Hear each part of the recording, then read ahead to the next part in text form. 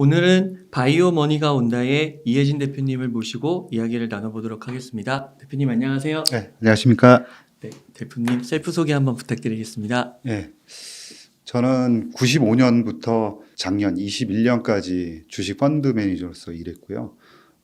그 다음에 지금은 그 알기 쉬운 바이오 알바킹이라는 그런 유튜브 채널을 어스 얼라이언스하고 같이 이제 협업해서 만들고 있고요. 그 다음에 그 인플 바이오 리서치라는 회사를 만들어서 바이오 산업 관련한 리서치에 좀 집중하고 있는 그런 상황입니다. 네, 95년부터 21년까지면은 25년이 넘으셨네요.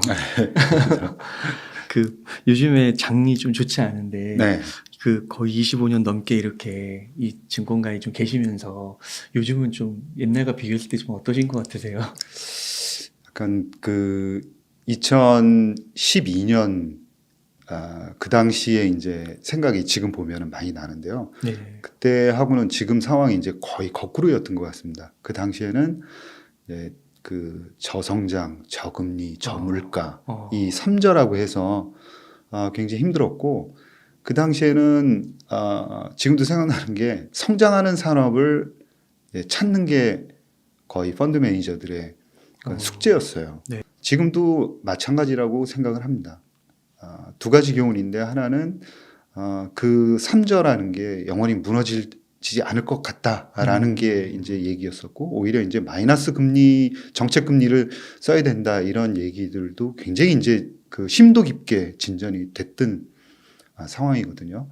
지금 생각해 보면 격세지감이 있는데, 네. 어찌됐건 지금 돌아보면 상황이라는 거는 또 이제 변할 수 있다라는 거고, 그게 어떤 계기로 그런 것들이 이제 올 수 있는지에 대해서 잘 살펴봐야 된다 그런 거고, 지금도 마찬가지입니다. 고물가 이제 고금리 시절이긴 합니다. 근데 대신 이제 고성장인지는 잘 모르겠고, 근데 지금도 마찬가지로 성장하는 기업을 찾는 숙제는 여전히 이제 그때 당시하고 마찬가지다, 네. 숙제다 그렇게 생각합니다. 그 지금 이렇게 금리가 높으니까 그 저금리 시대를 되게 바라고 되게 저금리 시대만 오면 뭔가 해결될 것 같은데 저금리 시대도 힘들었을 때가 있었군요. 굉장히 힘들었고요. 네. 지금도 마찬가지라고 생각합니다. 그러니까 금리가 이제 뭐 낮아지기를 바라기보다는 오히려 성장하는 산업을 찾는 게 오히려 좀 더 빠르지 않을까 그런 생각입니다. 이 성장 산업 이게 그 저금리나 고금리나 상관없이 핵심은 성장 산업을 어떻게 찾아내느냐. 예, 맞습니다. 그러면 그 성장 산업이 바로 이 바이오 섹터에 있다는 말씀이신가요? 예, 그 여러분들은 이제 어떻게 생각하실지 모르겠는데, 금리가 상승하는 속도는 내년 되면 확연히 줄어들 것 같고요. 기관들에게 그 설문조사한 결과도 내년 하반기부터는 경기 이제 주가라든가 아니면 경기라든가 이런 게 안정권에 들어갈 가능성이 있다라는 얘기거든요. 저도 이제 마찬가지 생각을 하고 있는데, 주가는 그것보다 훨씬 더 빨리 반영이 될 것 같다라는 점이죠. 그러면 금리가 낮은 게 아니라 금리가 안정화돼. 지금은 상승 속도가 너무 높은 거고, 상승하는 속도가 완만하게 된 상황에서는 도대체 어떤 일이 벌어질까 하는 거죠. 그거를 상상해 보면은 그 시점에 가면은 반드시 바이오가 앞장서서 갈 가능성이 대단히 높다라는 거고요. 네. 최근에 그 바이든 정부가 행정 명령을 통해서 네. 바이오에 대한 그런 비전을 제시를 했습니다. 그래요. 예, 그게 아마 일반 사람들이 해석하기에는 되게 어려울 거예요. 어려운 용어들도 많이 나와 있고, 그 안에 핵심적인 그런 기술 자체가 굉장히 전문 용어를 썼기 때문에 일반 사람들이 피부로 느끼기 굉장히 어렵습니다. 그런데 어찌됐건 바이든이 얘기하고자 하는 핵심은 뭐냐면, 바이오 산업 그 안에서도 바이오 메디컬이죠. 의학 기술을 핵심으로 해서 전 산업에 확장을 시켜서 전체 산업의 부흥, 즉 미국의 혁신을 꾀하겠다라는 게 핵심적인 내용이거든요. 그렇게 보더라도 향후에 2023년 하반기부터 진행되는 그런 혁신에는 바이오 산업이 가장 주도적인 산업이 될 것이다 하는 게 지금 가지고 있는 생각입니다. 그 여러 가지 산업이 있는데 그 혁신의 중심에 바이오가 있다. 예, 그게 음. 그 바이든이 그 규모까지도 얘기를 했어요. 어떻게 얘기를 했냐면 2030년에 글로벌 전체 그 제조에 있어서의 생산의 3분의 1이 바이오 관련한 그 생산이 될 것이다. 정말요? 예, 규모로도 얘기했는데 30조 달러입니다. 네. 근데 30조 달러 그러면 여러분들이 감이 잘 없으실 거예요. 근데 자동차 산업이 한 2조 5천 헛집도 안 억 되네요. 달러. 그 다음에 반도체가 네. 5,500억 달러입니다. 이거밖에 안 돼요? 예. 그러니까 물론 이제 파급해서 생산까지도 다 합친다 그러면은 그거보다는 각 산업이 더 늘어나겠지만 어찌됐건 바이오 산업이 파생시키는 바이오 산업 그러면 바이오 메디컬만 있는 게 아니라 그 레드 바이오라 그래갖고 헬스케어 쪽만 있는 게 아니라 그린 바이오, 뭐 화이트 바이오 이렇게 얘기를 합니다. 그린 바이오는 이제 농업하고 관련된 거거든요. 식량 이런 식량 관련한 거죠. 네. 그러니까 뭐 툴젠이 최근에 갈변이 안 되는 감자를 만들었다, 특허를 냈다. 그리고 미국에서는 GMO로 별도로 분리돼서 이제 판매될 수 있도록 하는 거죠. 그러니까 유전자로 기존에 있던 그 유전자를 그냥 자르는 거는 GMO에 해당이 안 되고 특정한 그러니까 기존의 감자가 가지고 있지 않은 유전자를 삽입하는 건 이제 GMO로 취급한다. 이런 이제 크게 보면 그리고 크게 보고 단순하게 생각하면 그렇게 이제 정의가 될 텐데요. 어찌됐건 이런 그린 바이오, 그 다음에 공장이라든가 화학 제품을 조금 더 친환경적으로 만든다든가 아니면 플라스틱을 분해하는 그런 화학 제품 이런 것들이 전체 다 이제 된다 그러면 상당히 큰 시장을 형성할 것이다 이렇게 생각할 수 있는 거죠. 그러니까 이게 어떻게 보면은 이게 굉장히 넓은 분야 같긴 한데 그래도 이거를 3분의 1 규모라고 이렇게 얘기한 거에 보면 이게 다 연관이 다 유기적으로 있다는 거잖아요. 그렇죠. 와, 그렇군요. 그러면은 그렇게 좀 유기적으로 이렇게 엮일 수 있는 네. 그래도 뭔가 이렇게 기반이라고 해야 될까요? 그런 게 있어야 될 것 같은데. 사실은 정말 중요한 문제입니다. 그게 그러니까 그 질문을 별로 그렇게 많이들 하지를 않고 고민들을 많이 안 하는 거예요. 제가 이제 책을 쓰게 된 이유 중에 하나도 뭔가 조금 전에 바이든이 뭐라 그랬냐면 그 바이오 메디컬 기술이라는 거는 뭐냐면 유전자 세포 치료제 최근에 만들고 있는 그 기술입니다. 그 기술을 다른 산업에 농업부터 시작해서 푸드라든가 그 다음에 화학, 그 다음에 기후까지도 전체 산업에 다 퍼뜨리겠다라는 거예요. 그러면은 그 기술이 뭔데 그리고 표준화가 됐느냐. 그게 안정성이라든가 효과라는 측면에서 그게 그렇게 표준화가 됐느냐라는 거죠. 근데 제가 드리고 싶은 말씀은 이제 두 가지입니다. 하나는 뭐냐면 2010년도하고 2012년도 이 당시에 그 NGS라는 Next Generation Sequencing이라는 게 나옵니다. 이게 이제 그 우리 유전자 서열을 관측할 수 있는 그런 기술입니다. 네. 그러니까 즉 관측 기술이 나온 거죠. 그러니까 예를 들어서 뭐 그전에는 관측할 수 없었냐? 관측할 수 있었습니다.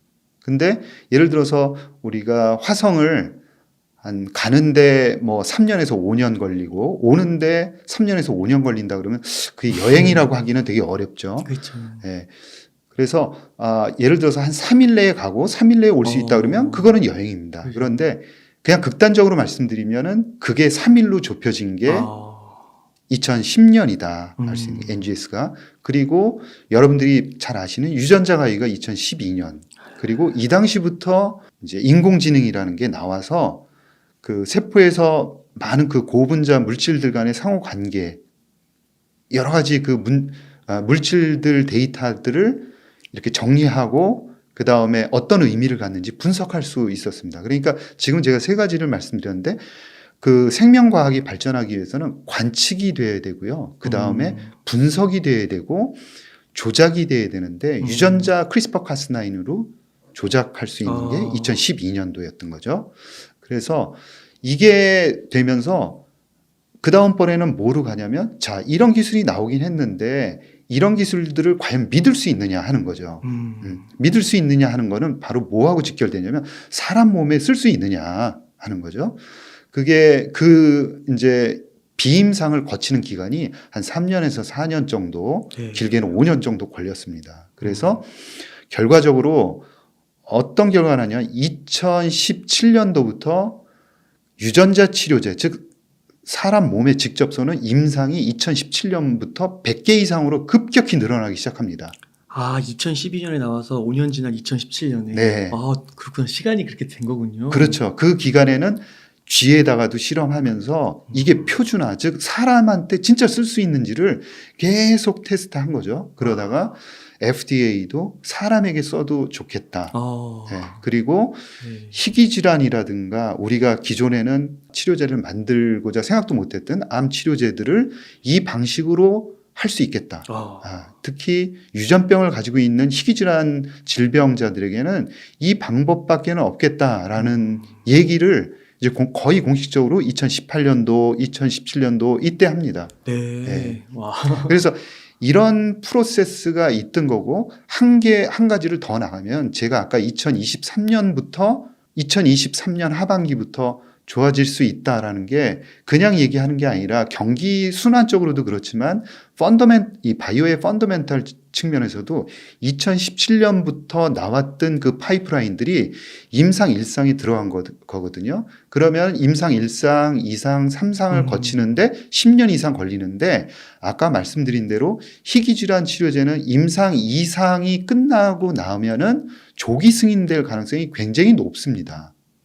그래서 임상에 들어갔던 거에 한 50%는 만약에 성공한다 그러면 조기 승인될 가능성이 있다는 거죠. 그게 시간적으로 따져보면 2024년도부터입니다. 네. 그리고 2024년도부터는 계속적으로 그 파이프라인이 늘어나는 거죠. 그래서 여러분들이 아까 이제 질문 주신 거대로 이제 그 답변을 드리면은 바이오 산업, 그 바이든이 얘기하는 바이오 메디컬 산업의 그 표준화가 어느 정도 이제 빠른 속도로 진전이 되고 있다라는 거고요. 그 다음에 바이든이 또 한 가지 용어를 얘기를 했습니다. 바이오 파운드리라는 얘기를 했는데, 바이오 파운드리는 조금 전에 말씀드린 이제 관측하고, 그 다음에 분석하고, 그렇죠. 조작하고, 그 다음에 이제 실험을 또 설계하고, 이런 과정들을 굉장히 빠르게 할 수 있는 거예요. 네. 그전에는 생명과학이 더뎠던 게 실험하면은 굉장히 더뎠고, 그 다음에 두 번째 실험할 때는 첫 번째 했던 실험 결과가 나오지도 않고, 이런 게 문제였는데, 이제는 표준화도 되고, 그 과정을 바로 바이오 파운드리라는 아주 컴팩트한 공장 안에서 이 과정을 굉장히 빠른 속도로 돌릴 수 있게 된 겁니다. 그래서 우리가 소위 이제 자연에서 진화 과정을 굉장히 빠른 속도로 이 공장 그 파운드리 안에서 우리가 시뮬레이션 할 수 있고 그 결과를 믿을 수 있게 된 거죠. 근데 바이든이 얘기한 거는 이 기술을 화학, 농업, 그 다음에 음식료 이런 쪽으로 그 다음에 기후까지도 전체 산업에 확장시키는 작업을 하겠다라는 거죠. 그 바이오 파운드리라고 얘기해 주시니까 갑자기 삼성 바이오로직스가 생각나는데 네. 그것도 연관이 있는 건가요? 그거는 좀 다른 이제 불행하게도 연관성은 전혀 없습니다. 그 마지막 삼성 바이오로직스는 이제 제약만 맨 마지막에 그렇죠. 거기는 생산만 하는 담당하는 공장이고요. 물론 이제 그 안에 들어가면은 관련 기술들이 연관성들이 굉장히 있을 겁니다. 네. 그렇지만 목적 자체와 지금 하고 있는 일 자체는 전혀 다르고요. 우리는 지금 바이오 파운드리가 국내 공장에는 국내에는 거의 없다시피 해요. 그래서 지금 이제 만들고자 하는 움직임들이 올해 들어서 있었어요. 네. 그래서 그런 흐름도 굉장히 최신 흐름이기 때문에 여러분들이 아마 몇 년 지나면 당연히 익숙하실 겁니다. 바이오 파운드리 오케이. 무슨 얘기인지 알겠다. 네. 임상 승인을 예를 들어서 2017년부터 100개 이상이 임상 파이프라인에 올라왔거든요. 그 중에 50% 정도가 이상이 희귀질환 치료제입니다. 네. 그리고 그 100개 올라온 치료제 중에 약으로 승인받을 확률은 10% 이하인 거죠. 그러니까 단순히 얘기하면 한 10개 정도는 나오겠구나라고 생각을 할 수 있고 대신 그 안에 이제 50%니까 5개 정도는 2024년도에 나올 가능성이 이제 확률적으로 있다라는 거죠. 그 정도만 나와도 이게 괜찮은 거예요. 굉장히 엄청난 거고요. 엄청난 거예요. 그리고 속도로는 한 지금 그 파이프라인이 200개에서 300개 그 사이에 매년 올라오고 있습니다. 그러니까 매년 10개 이상의 그것도 유전자 치료제만 그렇게 나오는 거죠. 여기에 이제 세포 치료제가 나오고, 그 다음에 뭐, 추가적인 항체 치료제들이 나오게 되는 겁니다.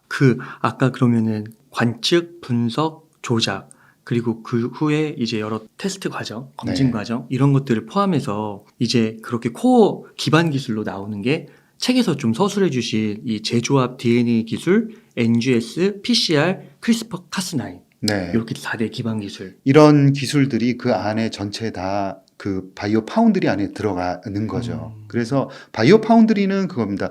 우리가 원하는 생물을 조작해서 그 안에서 만드는 거예요. 네. 네. 우리가 원하는 생물을 그 안에서 만드는 겁니다. 그 만드는 이유는 우리가 원하는 물질들을 만들어내기 위한 거죠. 네. 그러니까 식물이 조금 더 잘 자라게 하는 그런 그 미생물도 우리가 만들어내는 거죠. 그 미생물이 특정한 그 단백질을 만들어내고 이 단백질이 식물의 뿌리를 조금 더 잘 자라게 하는 작용을 할 수도 있는 거고요. 그래서 이제부터는 그런 얘기를 합니다. 생명과학이 중요한 게 아니라 이제는 생명과학이 아니라 생명공학의 시대로 넘어가고 있다라는 거예요. 그러니까 예를 들어서 우리가 자동차라는 거는 어떤 특정한 모듈이지 않습니까? 부품이고 부품을 어느 정도 큰 단위로 다 만들면 모듈이 되고요. 그거를 또 합치면 자동차가 되는데 이제는 바이오에다가도 이런 공학적인 개념을 집어넣는 거죠. 모듈은 되는 거죠. 그렇죠. 이제 그래서 바이오 부품이라는 것들을 만들어냅니다. 바이오 부품이라는 게 진짜 부품이 아니라 어떤 특징을 가지고 있는 DNA를 표준화시켜서 모듈처럼 만드는 겁니다. 그러니까 A라는 DNA를 일단 맨 앞에다 붙이고 그 다음에 컴퓨터 그 프로그래밍으로 두 번째는 이거를 따와서 붙이는 그 프로그래밍을 내가 해주면은 자연스럽게 그 공장에서 내가 원하는 미생물이 만들어지고 이게 내가 원하는 그 이제 작용을 하는지를 테스트 피드백을 받아봅니다. 그리고는 이런 게 좀 부족하구나 하면은 바로 다시 재설계를 합니다. 네. 아까 말씀드린 대로 진화하는 과정을 굉장히 빠른 속도로 해 나가는 거죠. 그래서 이제는 뭐 생명공학 시대로 접어들면서 굉장히 복잡한 그 안에 있는 원리들을 이해하는 것도 중요하지만 그것보다 더 중요한 거는 과연 이 툴을 가지고 우리 인류에게 가치 있는 뭐를 만들어낼 것이냐는 그 아이디어를 만들어내는 게 훨씬 더 중요한 세상이 되었다라는 거예요. 네. 예. 그래서 실제 이제 모듈 다음에 자동차가 완성돼서 굴러가듯이 네. 이제 바이오도 그렇게 굴러가게 되는 거고. 우리가 원하는 그 생물이 탄생이 돼서 화학 그 공장에서 아니면 뭐 농작물에서 아니면 기후 환경 변화를 시키는 그런 물질로서 작용을 하게 되는 거죠. 와, 그렇군요. 그러니까 이 바이오라는 게 자동차보다도 크고 반도체보다도 크고 네. 그럴 것 같아요. 또 성장 속도가 자동차 같은 경우에는 많이 높이 보더라도 한 3에서 4% 정도 성장률을 보이고 있고 반도체도 과거 보면은 한 7, 8% 성장률을 보였거든요. 근데 바이오 산업 같은 경우에는 뭐 아까 이제 바이든 같은 경우에는 훨씬 더 높게 본 건데 10%에서 한 15%까지도 보는 기관들이 있어요. 그래서 일단 규모도 크고 성장 속도도 굉장히 빠르게 가고 있다라는 거고 이 안에 핵심은 바이오 메디컬 기술이 지금 바이오 뭐 화학이라든가 바이오 뭐 에그리컬처, 푸드 이런 쪽으로 확장되고 있다 보시면 될 것 같습니다. 그러니까 이게 책의 목차를 보니까 처음에 이제 4대 기반 기술을 좀 설명해 주신 다음에 이제 넘어가시잖아요. 네. 그러니까 이 4대 기반 기술부터 시작을 하면 되는 거예요. 공부를 할 때. 그렇죠. 이 기술이 소위 그런 거지 않습니까? 뭐냐면 이런 명쾌한 대답을 들어본 적이 없어요. 뭐냐면 바이오 산업은 다 될 것 같다. 바이든도 얘기하고 누구한테 얘기해도 그래, 다음에는 바이오 산업이 잘 될 것 같다라고 얘기하는데 그럼 바이오 산업이 왜 잘 돼야 되는지를 딱 한 문장으로 얘기를 해봐라 라고 하면은 글쎄, 오래 살아야 돼. 우리 건강을 위해서 바이오가 발전하지 않겠어? 뭐 이 정도죠. 네, 그렇죠. 근데 그 성장하는 산업은 논리가 굉장히 명확하다라고 생각을 하거든요. 그래서 예를 들어서 제가 자주 드는 그 이제 예인데 이제 쓸 돈이 많아지고 월급이 올라가고 그 다음에 휴일이 많아지면 그러니까 일요일만 쉬다가 주일만 쉬다가 이제 토요일까지도 쉬게 되면 사람들이 여행을 많이 하게 되지 않습니까? 그러니까 여행 산업이 왜 잘 되냐 그러면 그냥 딱 두 가지입니다. 하나는 여유가 생기고 하나는 휴일이 생겼기 때문입니다. 맞네요. 그게 2005년, 2006년도에 뭐 그 당시에 그 뭐 하나투어라든가 이런 주식들이 상당히 좋았습니다. 네. 그러니까 논리가 되게 단순한 거죠. 그리고 화학 제품들이 잘 되고 철강이 잘 됐던 거는 그냥 그 중국이 성장하면서 그랬던 겁니다. 그리고 화장품이 잘 됐던 거는 그냥 중국 사람들이 많이 샀던 거죠. 그렇죠. 되게 단순합니다. 네. 따이공들이 많이 사갔던 거죠. 그런데 바이오는 왜 그러냐면 바이오를 한마디로 말씀드리면 아까 그 말씀드린 그전에는 되지 않았던 관측과 분석과 그다음에 조작이 자유롭게 되면서 이게 표준화가 됐다. 그러면서 기하급수적으로 우리 몸속에 있는 유전자를 다루는 기술이 급속도로 발전하게 됐고 이것들이 인공지능, 즉 빅데이터로 들어가면서 그 의미까지도 이제는 더 빠른 속도로 읽어내는 거죠. 그래서 우리가 이제 도저히 그 인공지능이 없었다 그러면 해석할 수 없었던 것들도 인공지능들이 해석해주는 그 단계까지 왔기 때문에 제 생각에는 앞으로 바이오가 발전하는 속도는 아마 기하급수적으로 빨라질 겁니다. 그리고 그 빨라지는 그 안에는 그 아까 핵심적인 기술이 이미 나왔고 속도가 굉장히 빨라지고 있고 그거는 임상 파이프라인이 계속 많이 늘어나는 거예요.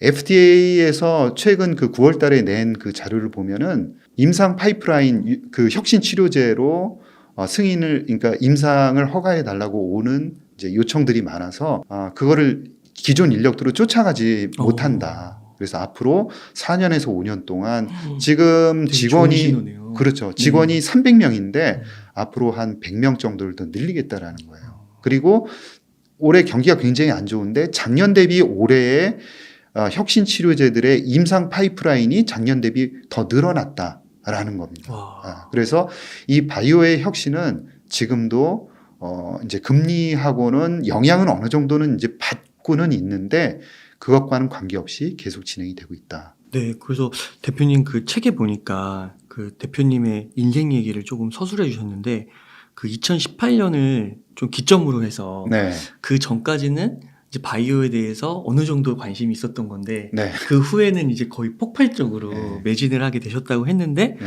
그 이유가 약간 이런 것과 연관이 있는 건가요? 맞습니다. 제가 그냥 한마디로 말씀을 드리면 그 미국에 있는 박사님한테 온 메일을 한번 보게 됐고요. 그래서 2018년도인데 그 유전자 치료제, 세포 치료제의 벤처들이 굉장히 많이 이제 생기고 그 임상 파이프라인이 기하급수적으로 늘고 있다. 그런 얘기를 들었습니다. 그런데 그게 사실 무슨 얘기인지 잘 몰랐죠. 뭐를 의미하는지도 잘 몰랐고 그리고 그 당시에는 이제 펀드 매니저 생활을 하고 있었지만 당시 이제 제약바이오가 차지하는 시가총액 비중이 상당히 낮았어요. 그리고 지식도 별로 없었고 관심도 그렇게 높지는 않았습니다. 그리고 제약바이오 산업을 그 이해할 수 있는 과학적인 지식이나 그런 기본적으로 알아야 되는 툴들도 굉장히 모르고 있던 게 많았죠. 좀 반성되는 부분이지만 바이오는 어렵기 때문에 또 시간이 너무 이제 소비가 많이 되거든요. 그래서 시가총액이 낮은데 거기다 많은 시간을 소비할 수 없으니까 이제 충분한 공부를 할 수 없었던 거죠. 그런데 2017년부터 바이오 그 유전자 치료제, 세포 치료제에 파이프라인이 급속도로 늘어난다는 사실을 보고 여기는 내가 모르는 뭔가가 벌어지고 있구나라는 것까지는 알았죠. 그래서 그게 뭔지는 몰랐습니다. 그리고 열심히 이제 관련 산업들 보고 이제 찾다 보니까 그게 한 2년 정도 공부하고 나니까 조금 전에 보인 관측하는 기술 이런 것들이 이제 완성되면서 기하급수적으로 이 모든 파이프라인이 늘고 있었구나라는 음. 것이었죠. 그러니까 보통 그 많이 주식 투자하시는 분들이 혁신은 그 기술이 막 좋은 그런 것도 있지만 돈이 몰리는 곳에서 네, 혁신이 일어난다고 해서 자기가 모르더라도 돈이 몰리는 게 있으면은 관심 가지라 이런 얘기를 많이 하시더라고요. 네, 그러니까 어떻게 보면은 이제 그 바이오 섹터에서도 파이프라인이 늘어나시는 걸 보면서 네, 이건 내가 아직 관심은 없지만 예, 그래도 돈줄기들이 막 생기고 있고 네. 커지고 있고 그렇게 해서 이제 관심을 갖게 되신 이유도 있으신 거네요. 네. 그리고 그게 이제 미국의 얘기였고요. 아직 우리나라에서는 그 당시에 뭐 신라젠이나 뭐 헬릭 스미스 이런 그 종목들이 그러니까 시장에 관심을 다 갖고 있었고 음. 그리고 그러니까 바이오에 대해서 공부를 하기보다는 그 바이오는 정말 투자하기 굉장히 어려운 그런 산업 중에 하나구나라는 생각들이 오히려 굳어진 시기였죠. 네. 그래서 이거는 우리나라에 앞으로 이제 영향을 미치는 건 그 후가 될 수가 있겠구나. 미리 준비를 좀 해놓을 필요가 있겠다. 그런 생각이 듭니다. 그러니까 대표님의 말씀을 들으니까 이 4대 기반 기술, 제조합 DNA, NGS, PCR, 크리스퍼 카스9 이게 왜 기반 기술이 되고 이게 어떻게 이제 파급을 미치는지를 좀 이해하게 되니까 네. 과학이잖아요. 네. 근데 그렇습니다. 말씀하신 대로 그 약간 신라젠이나 헬릭 스미스 이런 이미지로 볼 때는 과학이 아니라 약간 도박 같은 느낌? 예, 인생 맞습니다. 한 방? 근데 말씀을 들으니까 이제 그 바이오가 도박이 아니다 절대. 네. 그런 걸 느끼게 되는 것 같습니다. 예. 그러니까 뭐, 이제 도박적인 요소나 그 아직도 우리나라가 이제 비성숙한 그런 모습들 이런 것들이 아직도 굉장히 많이 남아있고 주가 모습도 그래요. 그리고 이제 주식들 중에서도 글로벌 경쟁력을 가지고 있으면서 임상을 잘 진행하고 있는 업체들도 이제 뭐 외국인이라든가 그 다음에 우리 국내 기관 전체 다 매도를 하면서 그냥 시장 분위기에 휩쓸려서 똑같이 이제 평가받는 그런 분위기를 여전히 읽을 수 있거든요. 따라서 아직까지도 갈 길이 멀긴 하지만 그 바이오 산업의 본 바탕은 굉장히 건전하고 네. 그리고 혁신적이다라는 거죠. 자동차와 반도체보다도 커진다고 하니까 굉장히 놀랍네요. 네. 그 아까 앞서서 조금 말씀해 주신 것 같긴 한데 또 이게 바이오 기업에 조금 투자를 한다고 했을 때 가장 우려되는 측면 중 하나가 요즘 이제 거시 이슈 중에 금리 인상 네. 요거랑 좀 맞물려 가지고 이게 바이오 아직은 아닌 것 같은데 이런 생각을 하시는 분들이 좀 있으실 것 같긴 네. 하거든요. 그래서 이런 앞으로도 금리를 계속 인상한다고 하고 네. 근데 바이오가 앞으로 좋아질 건 알겠는데 타이밍적으로는 이게 좀 안 맞는 거 아닐까? 이런 고민이 좀 있으실 수도 있을 것 같아요. 예. 근데 그 말씀하신 게 뭐 전체 다 맞습니다. 그리고 바이오 기업은 자금을 빌려서 그리고 자금을 빌려서 연구 개발을 해야 되고 네. 약이 나올 때까지는 계속 차입에 의존하는 거죠. 거의 계속 그 중학교 2학년 학생을 키우는 거하고 마찬가지입니다. 그러니까 중학교 고등학생이죠. 네. 예. 이제 임상이 들어가고 나면 대학생 정도 되는 것 같아요. 그러니까 느낌으로는 그런 느낌입니다. 그래서 우리나라 업체들이 대부분 임상 1상, 2상을 하고 있어요. 그 아직까지는 많이 이제 가야 할 길이 먼 거죠. 실제 약이 나올 때까지는 굉장히 멀다. 그런데 이게 한 3년 정도 지나면 상황은 전체 다 달라질 것 같습니다. 그래서 임상, 2상들을 많이 하고 있고 그 안에 이제 글로벌 경쟁력을 가지고 있는 업체들도 꽤 있어요.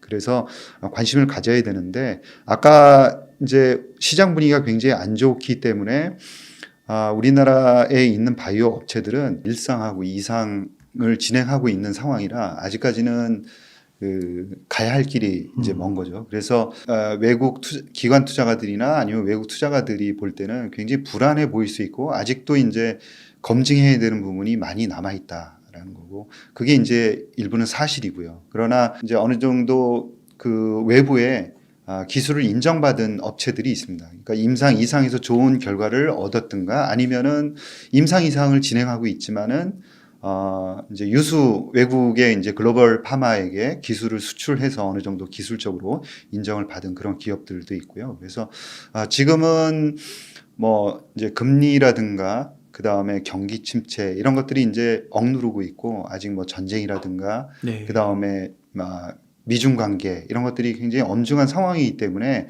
상황이 좋진 않지만 음. 그거에 따라 가지고 주가도 굉장히 떨어졌고 네. 바이오 주식 같은 경우에는 재작년 11월 달부터 떨어지기 시작했습니다. 그래서 올해 11월이 되면은 음.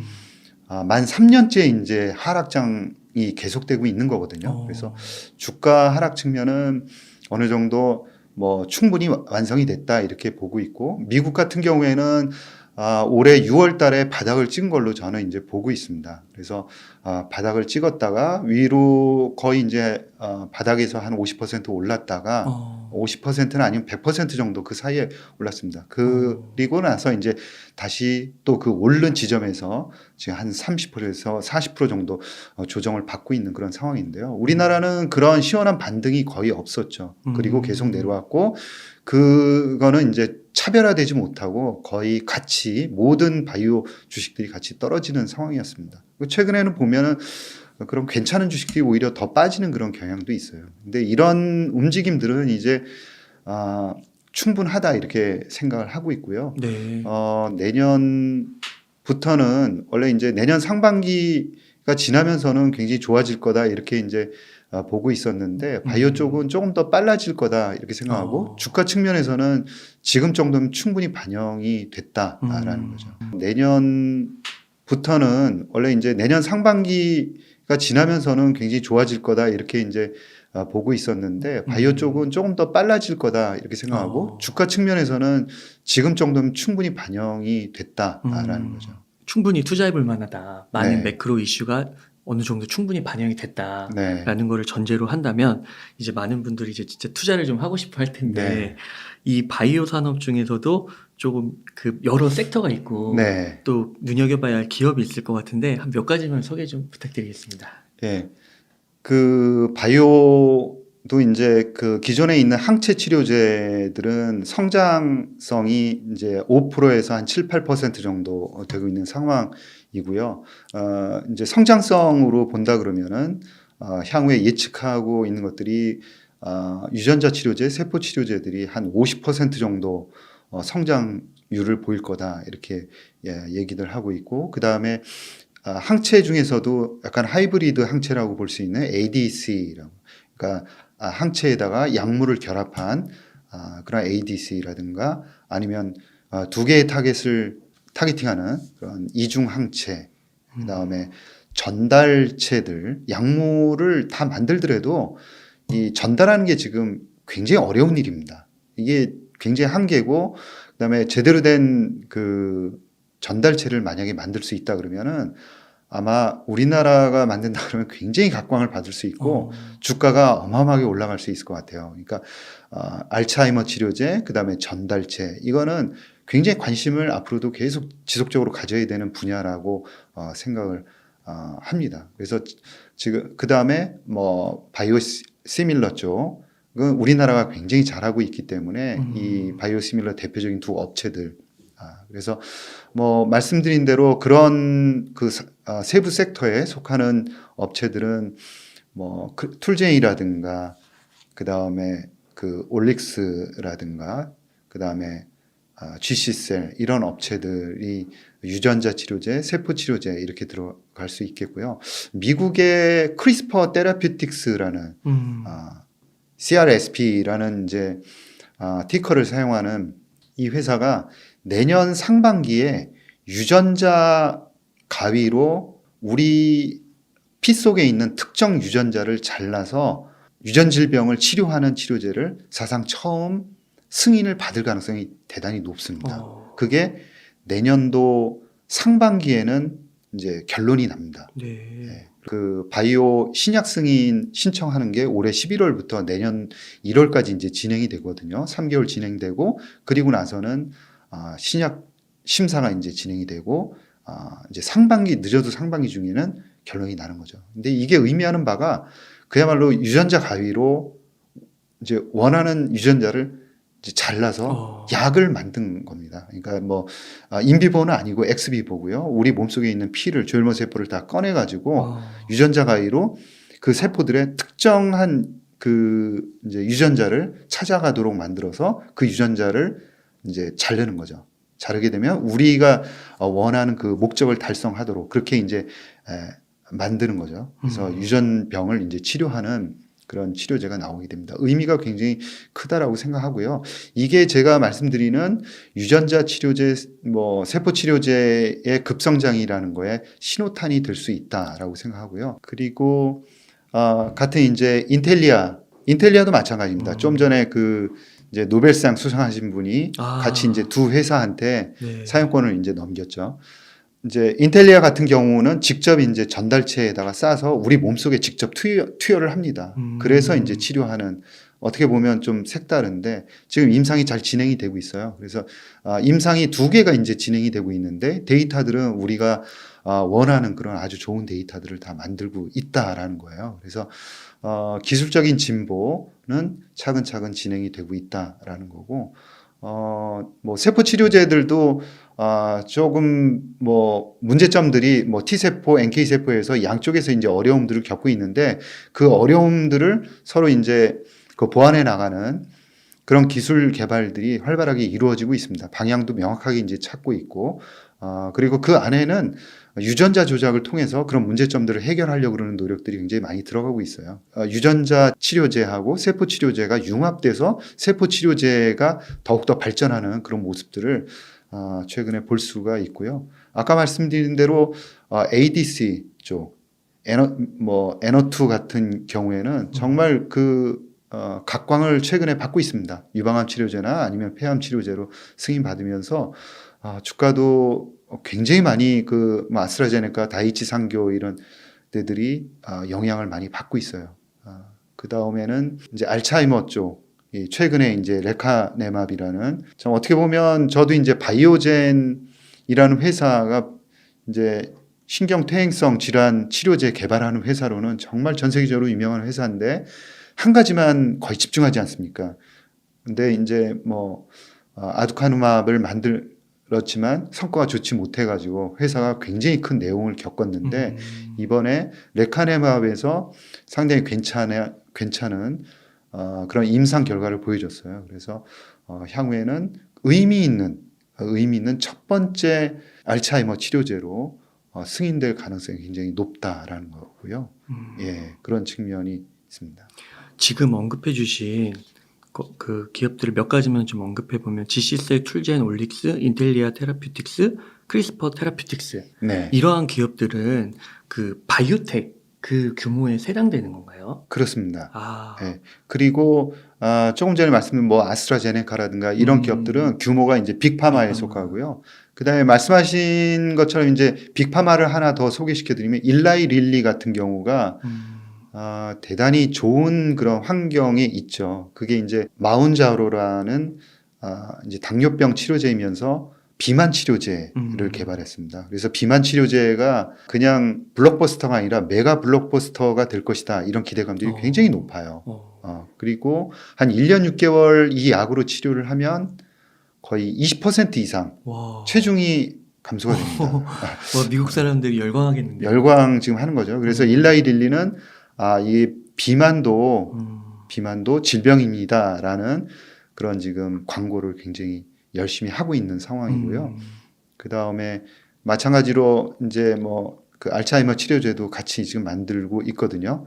도나네맙이라는 이제 알츠하이머 임상 3상 끝나고 결과 발표 이런 것들을 또 기다리고 있는 상황이라 앞으로 이제 일라이 릴리 같은 경우에는 상당 부분 이제 주가가 지금도 견조했지만 견조하게 갈 가능성들이 있다. 그러니까 이게 바이오 기업들의 규모가 바이오텍, 바이오파마, 빅파마. 맞습니다. 예, 근데 맞습니다. 지금은 이제 바이오텍 쪽에 좀 집중하시는 이유는 성장성을 좀 보시는 건가요? 바이오텍에서 개발한 많은 그 기술들이 빅파마 쪽으로 다 흡수되고 결국 흡수되거든요. 네.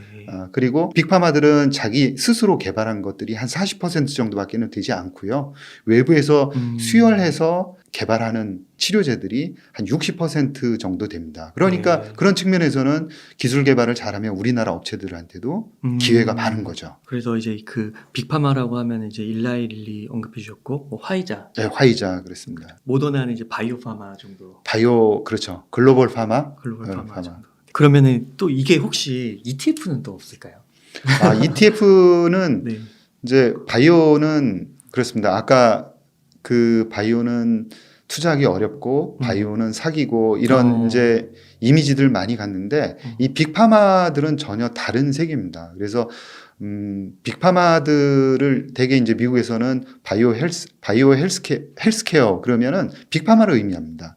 헬스케어 그러면 빅파마입니다. 바이오텍은 바이오텍이라고 부르죠. 네. 그래서 이 헬스케어 쪽은 안전자산으로 분류가 됩니다. 그렇구나. 왜 그러냐면 돈을 많이 돈을 가지고 있는 규모가 거의 삼성전자급으로 대단히 많이 가지고 있고요. 그 다음에 약들의 포트폴리오가 상당히 잘 되어 있습니다. 그래서 매출이 상당히 안정적으로 되고 있습니다. 그러니까 지금같이 금리가 올라가는 상황에서는 딱 좋죠. 그 다음에 배당도 꾸준하게 하고 있고요. 거의 11112 같은 경우에도 지금 분기 배당이 이제 배당 요번에 하는데 거의 0.98달러인가 이렇게 꾸준히 배당들을 하고 있어요. 그래서 배당도 타고 그다음에 주가도 굉장히 안정적으로 움직이고 요번에 이제 그 주가에 충격이 있었는데도 불구하고 XLV라는 ETF, 그러니까 이거는 글로벌 파마나 빅파마들을 다 모아놨고 그 중에서도 운용하는 회사가 좋아하는 종목들을 조금 더 좋아하는 종목들은 비중 있게 올렸어요. 그래서 약간 엣지도 주면서 그 다음에 수수료는 0.12%로 굉장히 낮습니다. 그러니까 주가도 굉장히 안정적으로 움직이고요. 그래서 바이오를 처음 하면서 관심을 가져봐야겠다 그러신 분들은 XLV를 공부를 하시면서 바이오 공부를 하시면은 되게 재밌고 그다음에 주가 움직임이라든가 이런 것들이 차근히 움직이고 있고 한 15년 주가 데이터를 XLV를 보면은 정말 교과서에 나오는 그런 겁니다. 그래서 우상향을 꾸준하게 하고 있어요. 그래서 의미 있게 떨어질 때마다 사두면 괜찮을 것 같고요. 3분기에는 이 글로벌 빅파마들의 주가 퍼포먼스가 안 좋았습니다. 1분기에는 이제 전 세계 주식시장이 굉장히 안 좋았음에도 불구하고 아웃퍼폼을 했어요. 오히려 올랐습니다. 뭐 거의 이제 깜짝 놀랐고 펀드 매니저들도 많이 이제 헬스케어 쪽으로 미국 이제 펀드 매니저들 헬스케어로 많이 옮겨갔는데 2분기도 보합 정도로 버텼어요. 그런데 3분기에는 어느 정도 충격을 받았습니다. XLV도 물론 이제 지금 최근에 보면 한 2분기 말 대비해서 한 2%가 안 빠졌을 겁니다. 그러니까 스윙폭이 굉장히 적은데요. 이제 다른 빅파마들이 뭐 사노피라든가 아니면 GSK 이런 회사들이 좀 충격을 많이 받았는데 그 잔탁이라는 치료 물질이 있습니다. 이 치료제가 항암 물질을 내포하고 있다. 그래서 소송에 휘말렸거든요. 그래서 그 회사하고 가장 연관성이 높다라고 지금 보이는 GSK하고 사노피의 주가가 어느 정도 충격을 받으면서 전체 이제 XLV도 약간 빠졌는데 어떻게 보면은 기회라고 볼 수가 있습니다. 네. 그리고 바이오텍 위주로 돼 있는 ETF라 그러면은 유전자 치료제하고 그 다음에 세포 치료제, 그 다음에 유전자 진단 쪽에 아주 집중적으로 투자를 하면서 변동성은 큰데 장기적으로 내가 견디면서 한번 그 고성장을 노려보겠다 그러면 지놈이라든가 아크지 같은 회사들이 종목들의 특징은 굉장히 분명하게 그 안에 들어가 있거든요. 그래서 변동성은 최근에 굉장히 높습니다. 그럼에도 불구하고 저는 2024년부터 대비를 한다 그러면 어느 정도 포트폴리오로는 가져갈 수 있는 그 ETF들이다 그렇게 생각을 합니다. 그러면은 ETF는 이렇게 XLV, 지놈 ETF, 아크지 이런 정도 얘기해 주셨고요. 네. 아까 이제 그 개별 기업으로는 이제 미국 기업과 한국 기업 이렇게 좀 얘기해 주셨는데 네.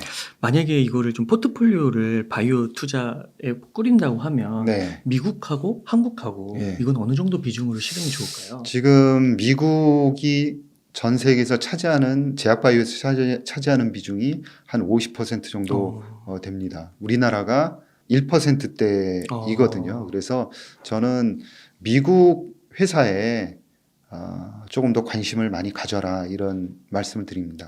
우리나라가 미성숙한 것도 있고 가능성은 많지만 아직도 미성숙한 부분 있고 그 다음에 전 세계 글로벌리 팔릴 수 있는 즉 이제 단순하게 얘기하면 빅파마한테 선택을 받을 수 있는 그런 기술을 보유하고 있는 회사들은 아주 많지는 않다라는 게 음. 제가 가지고 있는 생각이거든요.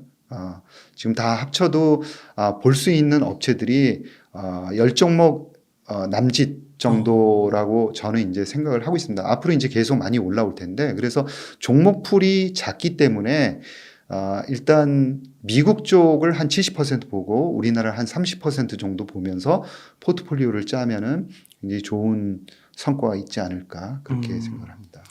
그러니까 지금 주가가 많이 떨어져 있는 상태고 또 미래 산업 전망성은 되게 좋고 그리고 실제 우리 삶에도 엄청난 영향력을 미칠 수 있기 때문에 진짜 지금 관심을 갖고 투자를 용기를 내서 한다면 굉장히 네. 좋은 순간인 것 같기도 합니다. 네, 기회인 것 그렇습니다. 같기도 하고요. 그래서 우리가 이제 좀 자산 격차가 좀 벌어진 상태에서 네. 많이들 좌절하시고 또 주가 떨어지니까 자산도 더 떨어져서 슬퍼하시는 분들이 많은데 이럴 때 그 이혜진 대표님의 이 바이오머니가 온다. 바이오머니가 왔다. 그리고 이 책을 꼭 한번 공부해 보시면 너무 좋을 것 같고 그래서 지금 혹시 이렇게 좀 금리가 급격하게 오르면서 자산 가격은 또 크게 하락해서 좀 힘들어하시는 분들에게 네. 좀 한 말씀 해주신다면 조언 좀 부탁드리겠습니다. 네. 저도 뭐 그 주식 운용을 하면서 편했던 적이 없었던 것 같아요. 그리고 좌절이 거의 뭐 한 80% 정도 되는 것 같고요. 그런가요? 네, 80%고 네. 그래도 약간 웃을 수 있는 게 10%에서 20% 정도밖에는 안 되는 것 같습니다. 그러니까 시장은 자기가 생각한 대로 절대 가지 않는다 그런 생각을 많이 하게 되고요. 그리고 자산을 증식할 수 있는 기회들은 그렇게 많지는 않다라는 거예요. 그래서 큰 흐름을 잡는 게 대단히 중요하다라는 것들은 뭐 여러분들이 잘 아실 텐데 제가 한 말씀 드리면은 절대 이 금융시장을 떠나지 마시라는 거죠. 그러니까 힘들고 괴롭고 보기도 싫고 그런 마음은 충분히 이해는 하지만 금융시장을 떠나서는 살 수도 없고 항상 이제 그 투자 의사 결정을 내릴 수밖에 없는 게 우리의 삶이라고 생각합니다. 그래서 실망하는 거는 투자했는데 결과가 좋지 않아서 실망하는 경우가 대부분인 거죠. 그러면 조금 더 냉철하게 투자해서 그 안 좋았던 결과에 대해서 그리고 안 좋았던 결과에 대해서 굉장히 걱정될 정도로다가 이 디프레스 되고 그런 상황은 뭐라고 생각을 하냐면 자기의 그 투자 철학이 아직 정립이 되어 있지 않아서 뭔가를 과도하게 행동을 했다는 의미라고 저는 생각을 해요. 네. 그래서 아마 여러분들이 경험도 많이 하시고 이 시장을 떠나지 않고 계속 하신다 그러면 여러분들 성격과 그 다음에 또 여러분들 또 실력과 그 다음에 경험에 맞는 그런 투자 철학을 만들면서 좀 어느 정도는 행복한 그런 투자를 앞으로 하실 수 있다라는 거고요. 중요한 거는 한 번 실패했다고 실망하는 게 아니라 특히 젊으신 분들은 앞으로 수도 없는 그런 투자 의사결정을 내려야 되잖아요. 그래서 그 투자 의사결정 내리는 확률을 조금 더 높이고 하는 쪽으로 자기 투자 철학을 가져가는 게 되게 중요하겠다. 그런데 이때 가장 중요한 거는 역시나 지금 생각해도 펀더멘탈이라는 겁니다. 그래서 펀더멘탈을 가장 중시해야 된다. 그러니까 조금 전에 어떤 투자 자산에 투자를 했는데 지금 굉장히 힘들다는 거는 그냥 지금 돌아가서 그 자산이 꾸준하게 성장할 수 있다라고 그 당시에 생각을 했고 지금도 생각을 하느냐라는 거죠. 네. 돌이켜 볼 필요가 있다는 거예요. 돌이켜 보면은 꾸준히 성장하거나 이런 게 아니라 뭔가를 급히 쫓기고 그 다음에 분위기에 휩쓸려서 투자했을 가능성이 있고 약간 흥분된 상태에서 투자했을 가능성이 그런 자산은 많다. 그래서 엉뚱하게 투자를 했거나 아니면은 엉뚱한 곳에 굉장히 포지션을 많이 가져갔을 가능성이 있다는 거예요. 그래서 앞으로도 이 시장을 떠나지 말면서 펀더멘탈, 즉 이 자산은 조금 더 비싸게 사는 거는 있을 수 있습니다. 그거는 뭐 워렌 버핏이든 누구든 저도 마찬가지고요. 세상 모든 사람들이 경험하는 겁니다. 조금 비싸게 살 수는 있는데 그 자산이 지금 생각해도 꾸준하게 성장하는 그런 자산이다라고 과연 생각이 들 때만 앞으로는 그런 포트폴리오를 생각하면서 투자를 하겠다라는 생각을 가지면은 어떤 투자를 하시더라도 좋은 결과를 맺고 이렇게 이제 뭐 건강을 해치거나 낙심하거나 이럴 정도는 의 결과는 발생하지 않을 거다 생각을 합니다. 그러니까 비가 막 내릴 때 그게 이제 땅이 막 흐물흐물해질 때 그걸 괴로워할 수도 있지만 정말 말씀하신 대로 투자 철학이 좀 있는 분들은 네. 땅이 더 굳어진다라는 걸 알고 있으니까 예. 더 매수할 수도 있는 거고 그런 게 아닌가 예. 싶습니다. 그 아까 80%가 좌절의 순간이었고 네. 10에서 20%가 환희의 순간이었고 네. 근데 그 10%, 20%의 그 작은 일수가 네. 그 순간이 이제 80%를 잡아먹는 건가요? 그 기쁨이? 예. 맞습니다. 저는 그렇게 생각하는 게 네. 그 워렌 버핏이 됐건 누구도 투자하는 확률이 50%를 넘지 못한다라고 생각을 해요. 그런데 투자를 잘하는 사람들은 어떤 특징을 보이냐면은 실패하는 곳에는 투자하는 비중이 낮습니다. 작습니다. 그러다가 자기가 진짜 모든 조건이 맞아 떨어졌다라고 생각할 때는 약간 너무 하는 거 아니냐 싶을 정도로 굉장히 과감하고 집중하고 포지션을 크게 가져갑니다. 이 세상에 그 리스크를 지지 않고는 돈을 벌 수는 없는 거죠. 여러분들이 어떤 책들을 다 읽으셔도 중요한 게 있습니다. 뭐냐면 벌 때는 많이 벌고 터질 때는 적게 터져야 된다는 거죠. 그래서 그냥 제 표현대로 하면은 홈런이 맞느냐 하는 거죠. 홈런이 있어야 된다라는 거예요. 홈런이 있어야 된다. 네. 예. 근데 홈런이라는 거는 그쪽에 비중을 많이 둔 상태에서 아주 큰 수익을 내는 경우죠. 그런 경우는 어떤 경우냐면 남들이 발견하지 못한 거를 차분하게 자기가 개발을 해서 자기의 리듬대로 꾸준하게 가는 거예요. 그리고 그걸 조금씩 확인하면서 계속 포지션을 늘려갑니다. 그러니까 조용할 때 늘려갑니다. 그러니까 항상 포지션이 그런 부분은 많을 수밖에 없어요. 종국에는 많습니다. 그러다가 어느 정도 큰 수익을 내고는 나오는 거죠. 그러다가는 실수할 때는 아주 그 포지션들이 일단은 잽은 작게 나가서 터지는. 이게 항상 잘하시는 분들은 여지 없습니다. 워렌 버핏도 제가 생각에는 성공 확률이 50% 절대 못 넘을 것 같아요. 그분들. 근데 대신 먹을 때의 그런 비중이 굉장히 높다는 거고 그 많이 투자할 때 그 조건을 굉장히 펀더멘탈을 잘 이제 그 조사를 해서 들어가고 남들이 잘 모르는 흥분하지 않은 상태. 사실 바이오가 그렇습니다. 지금 바이오 때문에 흥분하는 사람들은 빠져서 흥분할 거지 네. 막 못 사서 흥분할 거는 아니잖아요. 네. 예, 그래서 오히려 지금 같을 때 바이오에 대해서 집중적으로 공부를 하시는 게 오히려 큰 수익을 낼 수 있다라고 생각합니다. 아까 드린 말씀에 제가 정리를 하면 바이오 산업이 이제 성장하는 그 이유는 원동력은 명쾌하다라는 거죠. 그래서 생명공학이 발전하고 바이오메디컬이 발전할 수 있는 관측과 분석과 그 다음에 조작이 완성되면서 성장 속도가 빨라지고 그리고 치료제로 개발할 수 있는 임상이 지금 현재 크게 늘어나고 있고 그걸 감당하기 위해서 FDA는 인력을 더 늘릴 계획들을 가지고 있습니다. 그래서 성장하는 바이오 산업에 대한 공부를 꾸준하게 해두시면은 아마 내년 이후에는 큰 성과를 거둘 수 있으리라 그렇게 생각을 합니다. 네, 잘 모아야겠네요. 지금부터. 네. 이렇게 해서 바이오 머니가 온다의 이혜진 대표님을 모시고 이야기를 나눠봤습니다. 긴 시간 동안 유익한 인사이트 많이 나눠주셔서 감사의 말씀드립니다. 오늘 고생 많으셨습니다. 예, 고맙습니다. 감사합니다.